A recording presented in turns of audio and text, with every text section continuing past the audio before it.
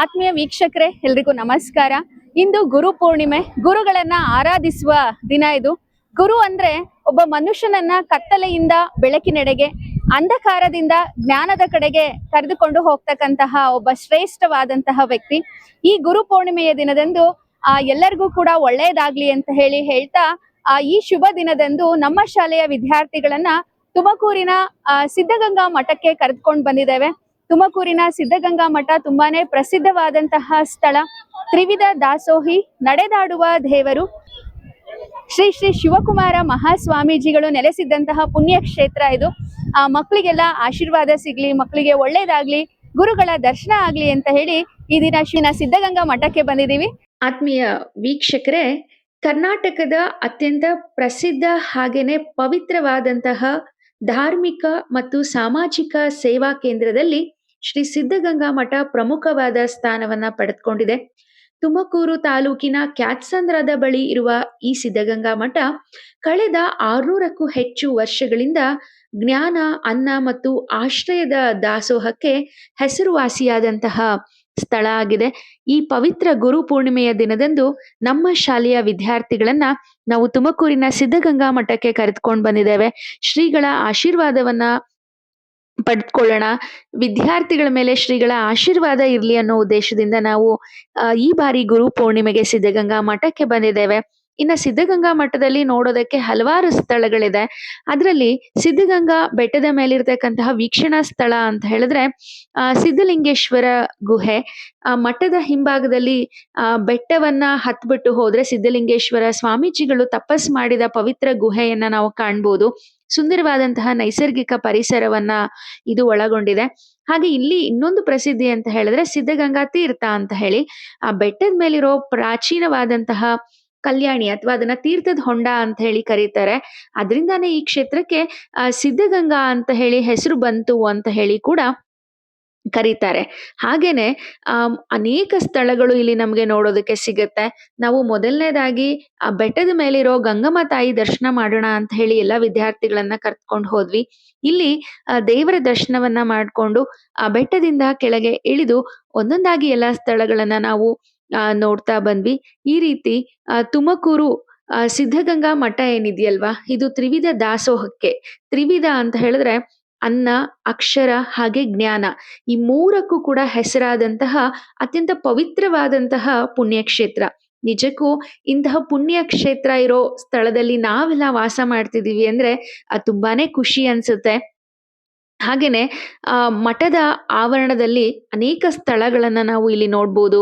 ಶಿವಕುಮಾರ ಸ್ವಾಮೀಜಿಯ ಗದ್ದುಗೆ ಇದೆ. ಹಾಗೇನೆ ಸಿದ್ಧಲಿಂಗೇಶ್ವರ ಸ್ವಾಮಿಯ ಪವಿತ್ರ ದೇವಸ್ಥಾನ ಇದೆ. ಉದ್ದಾನ ಶಿವಯೋಗಿಗಳ ಗದ್ದುಗೆ ಇದೆ. ಹಾಗೆ ಪೂಜ್ಯರು ಉದ್ದಾನ ಶಿವಯೋಗಿಗಳ ಗದ್ದುಗೆಯ ಸ್ವಲ್ಪ ದೂರದಲ್ಲೇನೆ ಬೃಹತ್ ಆದಂತಹ ದಾಸೋಹ ಭವನ ಇದೆ. ಸೊ ಈ ರೀತಿ ಅನೇಕ ಸ್ಥಳಗಳನ್ನ ನಾವು ಇಲ್ಲಿ ಕಾಣಬಹುದಾಗಿದೆ. ಸಾಮಾನ್ಯವಾಗಿ ತುಮಕೂರಲ್ಲಿರೋ ಸಿದ್ಧಗಂಗಾ ಮಠವನ್ನ ನೋಡದೇ ಇರೋರೇ ಇಲ್ಲ ಅಂತ ಹೇಳಿ ಹೇಳ್ಬೋದು. ಅದ್ರಲ್ಲೂ ನಮ್ಮ ಶಾಲೆ ಇರೋದು ತುಮಕೂರಲ್ಲೇನೆ. ಎಲ್ಲ ಮಕ್ಕಳು ಕೂಡ ಸಿದ್ಧಗಂಗಾ ಮಠವನ್ನ ನೋಡಿರ್ತಾರೆ. ಆದ್ರೆ ಆಶ್ಚರ್ಯ ಅಂದ್ರೆ ಕೆಲವು ಮಕ್ಕಳು ಮಠವನ್ನ ನೋಡೇ ಇರ್ಲಿಲ್ಲ. ಹಾಗಾಗಿ ವಿದ್ಯಾರ್ಥಿಗಳಿಗೆ ಮಠದ ದರ್ಶನ ಆಗ್ಲಿ ಅಂತ ಹೇಳಿ ನಾವು 9th ಮತ್ತೆ 10th ಸ್ಟ್ಯಾಂಡರ್ಡ್ ಮಕ್ಕಳನ್ನ ಕರ್ಕೊಂಡ್ ಬಂದಿದ್ವಿ. ಮೇಲ್ಗಡೆ ದೇವಸ್ಥಾನದ ದರ್ಶನವನ್ನ ಮಾಡ್ಕೊಂಡು ಈಗ ಎಲ್ಲಾ ಮಕ್ಕಳು ಕೂಡ ಕೆಳಗಡೆ ಇಳಿತಾ ಇದ್ದಾರೆ. ನಾವು ದೇವರ ದರ್ಶನ ಮಾಡ್ಕೊಂಡು ಕೆಳಗೆ ಇಳಿದು ಹೋಗೋ ಸಂದರ್ಭದಲ್ಲಿ ನಮಗೆ ಬಲಭಾಗದಲ್ಲಿ ಆ ಬಂಡೆಯ ಮೇಲೆ ಕೆತ್ತಲಾಗಿರ್ತಕ್ಕಂತಹ ಬಸವಣ್ಣನವರು ಹಾಗೇನೆ ಶಿವಕುಮಾರ ಸ್ವಾಮೀಜಿಗಳ ಚಿತ್ರಣವನ್ನ ನಾವು ಕಾಣ್ಬೋದಾಗಿದೆ. ಹಾಗೇನೆ ಅದರ ಪಕ್ಕದಲ್ಲೇನೆ ನಮ್ಗೆ ಕಾಣಿಸ್ತದೆ ಶಿವ ಹಾಗೇನೆ ಬಸವಣ್ಣ, ಇವರಿಬ್ಬರ ವಿಗ್ರಹಗಳು ಕೂಡ ನಮಗೆ ಕಾಣಿಸುತ್ತೆ. ನಾವೆಲ್ಲರೂ ಕೂಡ ಮಕ್ಕಳನ್ನ ಆ ವಿಗ್ರಹದ ಬಳಿ ಕರೆದುಕೊಂಡು ಹೋದ್ವಿ. ಹಾಗೇನೆ ಆ ವಿಗ್ರಹದ ಬಳಿ ಎಲ್ಲಾ ಮಕ್ಕಳು ಕೂಡ ಫೋಟೋಸ್ನ ತಗೊಂಡ್ವಿ. ಹಾಗೆ ಇನ್ನೊಂದು ಖುಷಿ ವಿಚಾರ ಏನು ಅಂತ ಹೇಳಿದ್ರೆ, ನಾವು ಮಠಕ್ಕೆ ಭೇಟಿ ನೀಡಿದಂತ ಸಂದರ್ಭದಲ್ಲಿ ನಮ್ಮ ಚಾನೆಲ್ನ ವೀಕ್ಷಕರೊಬ್ರು ಬಂದು ಮಾತಾಡ್ಸಿದ್ರು. ನಿಜಕ್ಕೂ ತುಂಬಾನೇ ಖುಷಿ ಆಯ್ತು. ಹಿರಿಯೂರಿಂದ ಬಂದಿದ್ರಂತೆ ಅವರು.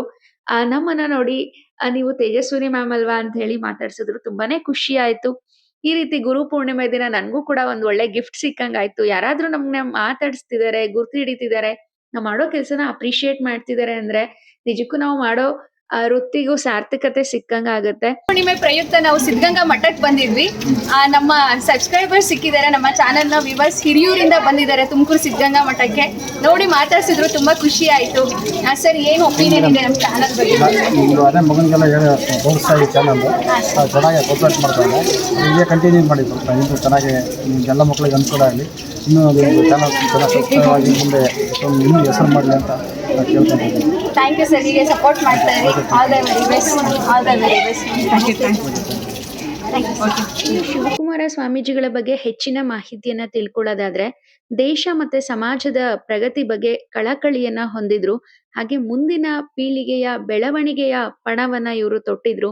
ಹಾಗೆ ಅದ್ರ ಜೊತೆ ಶ್ರೀಗಳ ದಿನಚರಿ ಯಾವ ರೀತಿ ಇರ್ತಿತ್ತು ಅಂತ ಹೇಳಿ ನೋಡೋದಾದ್ರೆ, ಪ್ರತಿದಿನ ಶ್ರೀಗಳು ಬೆಳಗ್ಗೆ 4 ಗಂಟೆಗೆನೆ ಎದ್ದು ಸ್ನಾನ ಮಾಡಿ ಪೂಜಾ ಕೋಣೆನಲ್ಲಿ 1 ತಾಸಿಗಿಂತ ಹೆಚ್ಚು ಸಮಯದಲ್ಲಿ ಧ್ಯಾನದಲ್ಲಿ ತಲ್ಲೀನರಾಗ್ತಿದ್ರಂತೆ.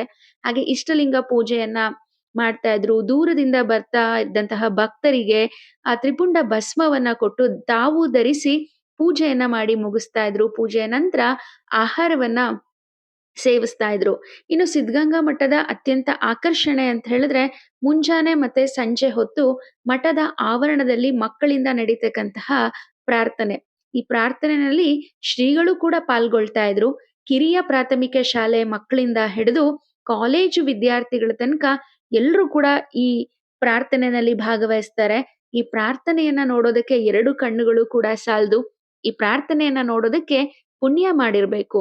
ಮಠದ ಹತ್ರನೇ ವಿದ್ಯಾರ್ಥಿ ನಿಲಯ ಇದೆ. ಆ ವಿದ್ಯಾರ್ಥಿ ನಿಲಯದ ಬಯಲಿನಲ್ಲೇನೆ ದಿನನಿತ್ಯದ ಪ್ರಾರ್ಥನೆ ನಡೆಯುತ್ತೆ. ಈ ಪ್ರಾರ್ಥನೆಯನ್ನ ನೋಡ್ಬೇಕು ಅಂತಾನೆ ದೂರ ದೂರದ ಊರಿಂದ ಅನೇಕ ಜನ ಭಕ್ತರು ಇಲ್ಲಿಗೆ ಆಗಮಿಸ್ತಾರೆ.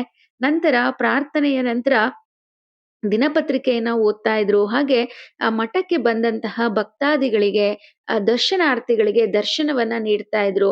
ಹಾಗೆ ಯಾರೇ ಬಂದ್ರು ಕೂಡ ಅವರನ್ನ ಪ್ರೀತಿ ವಿಶ್ವಾಸದಿಂದ ಮಾತಾಡಿಸ್ತಾ ಇದ್ರು. ಊರಲ್ಲಿ ಮಳೆ ಬೆಳೆ ಹೇಗಿದೆ, ಕುಶಲೋಪರಿ ವಿಚಾರವನ್ನ ಕೇಳ್ತಾ ಇದ್ರು. ಹಾಗೆ ಮಠಕ್ಕೆ ಯಾರಾದ್ರೂ ಗಣ್ಯ ವ್ಯಕ್ತಿಗಳು ಬಂದ್ರೆ ಅವರನ್ನು ಕೂಡ ಮಾತಾಡಿಸ್ತಾ ಇದ್ರು. ಹಾಗೆ ಮಠದ ಲೆಕ್ಕ ಪತ್ರದ ಕಡತಗಳನ್ನ ಪರಿಶೀಲನೆ ಮಾಡ್ತಾ ಇದ್ರು. ಗುರು ಪೂರ್ಣಿಮೆಯ ಪ್ರಯುಕ್ತ ನಮ್ಮ ಶಾಲೆಯ ವಿದ್ಯಾರ್ಥಿಗಳಿಗೆ ಗುರುಗಳ ದರ್ಶನ ಆಗ್ಲಿ ಅಂತ ಹೇಳಿ ನಮ್ಮ ತುಮಕೂರಿನ ನಡೆದಾಡುವ ದೇವರಾದಂತಹ ಶ್ರೀ ಶ್ರೀ ಶ್ರೀ ಶಿವಕುಮಾರ ಸ್ವಾಮೀಜಿಗಳ ಗದ್ದುಗೆಗೆ ನಾವು ಬಂದಿದ್ದೀವಿ. ಬನ್ನಿ ಗದ್ದುಗೆ ಒಳಗಡೆ ಹೋಗೋಣ, ಹಾಗೆ ಆ ಸ್ವಾಮೀಜಿಗಳ ಆಶೀರ್ವಾದವನ್ನ ಪಡೆದುಕೊಳ್ಳೋಣ. ಈಗ ನೀವು ನೋಡ್ತಾ ಇರೋದು ಶಿವಕುಮಾರ ಸ್ವಾಮೀಜಿಗಳ ಗದ್ದುಗೆ ಹತ್ರ ಕರ್ಕೊಂಡು ಮಕ್ಕಳಿಗೆ ಗದ್ದುಗೆಯ ದರ್ಶನವನ್ನ ಮಾಡಿದ ನಂತರ ನಾವು ಹಳೆ ಮಠಕ್ಕೆ ಕರ್ಕೊಂಡು ಹೋದ್ವಿ. ಹಳೆ ಮಠ ಅಂತೂ ತುಂಬಾನೇ ಅದ್ಭುತವಾಗಿದೆ ಅಂತಾನೆ ಹೇಳ್ಬೋದು. ತಂಪನೆಯ ವಾತಾವರಣ ಇಲ್ಲಿರುತ್ತೆ. ಈ ಒಂದು ಮಠ ಸಂಪೂರ್ಣವಾಗಿ ಕಲ್ಲಿಂದನೇ ನಿರ್ಮಾಣ ಆಗಲ್ಪಟ್ಟಿದೆ.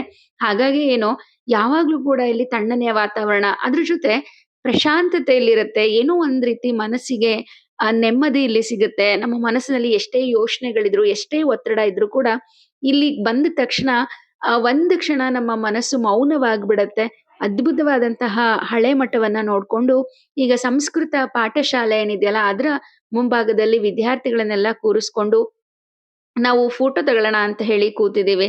ಹಾಗೇನೆ ಇದಾದ ನಂತರ ವಿದ್ಯಾರ್ಥಿಗಳನ್ನೆಲ್ಲ ಈಗ ನಾವು ಆ ಪ್ರಸಾದ ನಿಲಯಕ್ಕೆ ಕರ್ಕೊಂಡು ಹೋಗ್ತಾ ಇದ್ದೀವಿ. ತುಮಕೂರಿನ ಮತ್ತೊಂದು ವಿಶೇಷ ಸಿದ್ಧಗಂಗಾ ಮಠದ್ದು ಅಂತ ಹೇಳಿದ್ರೆ, ಯಾರೇ ಭಕ್ತರು ಬರ್ಲಿ, ಅವ್ರು ಯಾವುದೇ ಸಮಯದಲ್ಲಿ ಬಂದ್ರು ಕೂಡ ಅವರಿಗೆ ಆ ಪ್ರಸಾದದ ವ್ಯವಸ್ಥೆ ಇರುತ್ತೆ. ದೂರ ದೂರದ ಊರುಗಳಿಂದ ಬರ್ತಾರೆ. ಅವರಿಗೆ ವಸತಿ ಮತ್ತೇನೆ ಊಟದ ವ್ಯವಸ್ಥೆ ಕೂಡ ಇಲ್ಲಿ ಉಚಿತವಾಗಿ ಕಲ್ಪಿಸಿಕೊಡ್ತಾರೆ. ನಾವು ಕೂಡ ಪ್ರಸಾದವನ್ನ ಸೇವಿಸಿದ್ವಿ. ಈ ರೀತಿ ಗುರು ಪೂರ್ಣಿಮೆಯ ದಿನ ಸಿದ್ಧಗಂಗಾ ಮಠಕ್ಕೆ ಬಂದು ಗುರುಗಳ ದರ್ಶನವನ್ನ ಹಾಗೆ ಸ್ವಾಮೀಜಿಗಳ ಗದ್ದುಗೆಯ ದರ್ಶನವನ್ನ ಮಾಡಿಕೊಂಡು ಈಗ ಪ್ರಸಾದ ನಿಲಯದ ಹತ್ರ ಹೋಗ್ತಾ ಇದ್ದೀವಿ.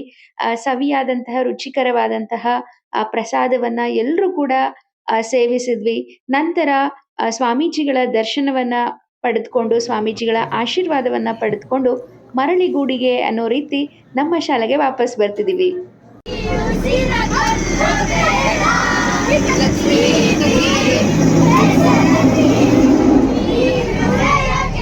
ಗುರುಪೂರ್ಣಿಮಾ ಪ್ರಯುಕ್ತವಾಗಿ ಇವತ್ತು ನಮ್ಮನ್ನ ಎಲ್ಲ ಸಿದ್ಧಗಂಗಾ ಮಠಕ್ಕೆ ಕರ್ಕೊಂಡು ಹೋಗಿದ್ರು. ಹೇಗಿತ್ತು ಅಂತ ನಮ್ಮ ಫ್ರೆಂಡ್ಸ್ ಕೇಳೋಣ ಅನ್ನಿಲ್ಲ. ತುಂಬಾ ಚೆನ್ನಾಗಿತ್ತು ಎಕ್ಸ್ಪೀರಿಯನ್ಸು. ಫ್ರೆಂಡ್ ಜೊತೆ ಹೋದ್ವಿ, ಮತ್ತೆ ಅಲ್ಲಿ ಪುಣ್ಯಕ್ಷೇತ್ರಗೆಲ್ಲ ಹೋಗಿ ಅವ್ರು ಮಾಡಿರೋ ಸಾಧನೆನ ನಾವು ಎಲ್ಲ ಆ ಥರ ಸಾಧನೆ ಮಾಡ್ಬೇಕಂತ ತಿಳ್ಕೊಂಡ್ವಿ ಮತ್ತೆ ಎಲ್ಲ ಎಂಜಾಯ್ ಮಾಡಿದ್ವಿ, ಚೆನ್ನಾಗಿತ್ತು. ಫಸ್ಟು ಪುಣ್ಯಕ್ಷೇತ್ರಕ್ಕೆ ಹೋದ್ವಿ, ದೇವಸ್ಥಾನಕ್ಕೆ ಹೋದ್ವಿ. ದೇವಸ್ಥಾನದಲ್ಲಿ ದೇವ್ರ ದರ್ಶನ ಮಾಡಿಕೊಂಡು ಎಲ್ಲರ ಜೊತೆ ತುಂಬ ಖುಷಿಯಾಗಿ ಮಾತಾಡಿಕೊಂಡು, ಟೀಚರ್ಸು ತುಂಬ ಚೆನ್ನಾಗಿ ಎಲ್ಲನೂ ಹೇಳ್ಕೊಂಡು ತುಂಬ ಚೆನ್ನಾಗಿ ಎಕ್ಸ್ಪೀರಿಯನ್ಸ್ ತೋರಿಸಿದ್ರು. ಅವ್ರದ್ದೆಲ್ಲ ಸಾಧನೆಗಳು ನೋಡಿ ನಮ್ಮ ಜೀವನದಲ್ಲಿ ಏನಾದರೂ ನಾವು ಆ ಥರ ಸಾಧನೆ ಮಾಡಬೇಕು, ನಮಗೂ ಆ ಥರದ್ದು ಯಾರಾದರೂ ಬಂದು ಇವ್ರು ಹಿಂಗಿದ್ರು ಅಂತ ನೋಡ್ಕೊಬೇಕು ಅನ್ನೋ ಒಂದು ಹುಮ್ಮಸ್ ಬಂತು. ಮತ್ತು ತುಂಬ ಖುಷಿ ಆಯಿತು ಫ್ರೆಂಡ್ಸ್ ಜೊತೆ ಎಲ್ಲ ಹೋಗಿದ್ದು. ಅವ್ರು ಮಾಡಿರೋ ಸಾಧನೆನ ನೋಡಿ ನಾವು ಏನಾದರೂ ಸಾಧನೆ ಮಾಡಬೇಕು ಅಂತ ಅನಿಸ್ತು. ಮತ್ತು ಫ್ರೆಂಡ್ಸ್ ಜೊತೆ ಎಲ್ಲ ಹೋಗಿ ಬಂದಿದ್ದು ತುಂಬ ಚೆನ್ನಾಗಿತ್ತು. ಇದು ನಮ್ಮ last year, so we have enjoyed a lot. ಪ್ರತಿ ಸತಿ ನಾವು ಏನಾದರೂ ಜಾತ್ರೆ ಬಂದಾಗ ಏನಾದರೂ ಆದಾಗ ಫ್ಯಾಮಿಲಿ ಜೊತೆ ಹೋಗಿದ್ದೆ ಉಂಟಿತ್ತು. ಅಂದರೆ ಇವಾಗ ಫ್ರೆಂಡ್ಸ್ ಜೊತೆ ಹೋಗಿದ್ದು, ಪ್ಲಸ್ ಈ ಒಳ್ಳೆ ದಿವಸ, ಈ ಗುರು ಪೌರ್ಣಿಮೆ ದಿವಸ ಗುರುಗಳದ್ದು ಆಶೀರ್ವಾದ ತೊಗೊಂಡಿದ್ದು, ಏನೋ ಒಂಥರ 10th ಸ್ಟ್ಯಾಂಡರ್ಡ್ ಆಗಿ ಒಂದು ಒಳ್ಳೆ ಬ್ಲೆಸ್ಡ್ ಫೀಲ್ ಬಂತು. ಪ್ಲಸ್ ನಾವು ಒಳ್ಳೆ ರಿಸಲ್ಟು ತೆಗಿಬೇಕು, ನಮ್ಮ ಸ್ಕೂಲ್ನ ಒಂದು ಎತ್ತರಕ್ಕೆ ಸ್ಥಾನಕ್ಕೆ ತೊಗೊಂಡೋಗ್ಬೇಕು. ಆಮೇಲೆ ಶಿವಕುಮಾರ್ ಸ್ವಾಮೀಜಿ ಅವರು ಎಷ್ಟೊಂದು ಅನ್ನದಾನ ಮಾಡ್ತಿದ್ದಾರೆ, ವಿದ್ಯಾದಾನ ಮಾಡ್ತಿದ್ದಾರೆ. ಅವ್ರ ಲೆವೆಲಿಗಂತೂ ಬೆಳೆಯೋಕ್ಕಾಗಲ್ಲ, ಬಟ್ ಅವ್ರದ್ದೇ ಒಂದು ದಾರಿಯಿಂದ ಅವ್ರನ್ನೇ ಫಾಲೋ ಮಾಡಿಕೊಂಡು ಎಲ್ಲರಿಗೂ ದಾನ ಮಾಡಿಕೊಂಡು ಒಂದೊಳ್ಳೆ ಜೀವನನ ಕಟ್ಕೋಬೇಕು ಅನ್ನೋ ಒಂದು ಇನ್ಸ್ಪಿರೇಷನ್ ಸಿಕ್ತು ಅಲ್ಲಿಗೆ ಹೋದಾಗಿಂದ. ಮತ್ತು ಫ್ರೆಂಡ್ಸ್ ಜೊತೆ ಹೋಗಿದ್ದು ಇನ್ನೂ ತುಂಬ ಖುಷಿ ಆಯಿತು. ಲಾಸ್ಟ್ ಇಯರು ಅನ್ನೋ ಒಂದು 10th ಅಲ್ಲಿ ಒಂದು ಒಳ್ಳೆ ರಿಸಲ್ಟ್ ತೆಗೆದ್ಬಿಟ್ಟು ಪೇರೆಂಟ್ಸಿಗೆ ಮತ್ತು ಟೀಚರ್ಸಿಗೆ ತುಂಬ ಪ್ರೌಡ್ ಫೀಲ್ ಮಾಡಿಸ್ಬೇಕು ಅಂತ ಅಲ್ಲೆಲ್ಲ ಸ್ಕೂಲಿಂದೆಲ್ಲ ಬ್ಯಾನರ್ಸ್ ಎಲ್ಲ ಹಾಕಿದ್ರು. ಅದನ್ನು ನೋಡಿ ಒಂಥರ ಇನ್ಸ್ಪಿರೇಷನ್ ಬಂತು. ಒಟ್ಟಿನಲ್ಲಿ ತುಂಬ ಖುಷಿಯಾಗಿ ಚೆನ್ನಾಗಿತ್ತು. ಗುರು ಪೌರ್ಣಿಮೆ ದಿವಸ ಕರ್ಕೊಂಡೋಗಿದ್ದಕ್ಕೆ ನಮ್ಮ ತೇಜಸ್ವಿನಿ ಪುಷ್ಕರ್ ಮ್ಯಾಮ್ಗೆ ತುಂಬ ತುಂಬ ತುಂಬ ಥ್ಯಾಂಕ್ ಯು.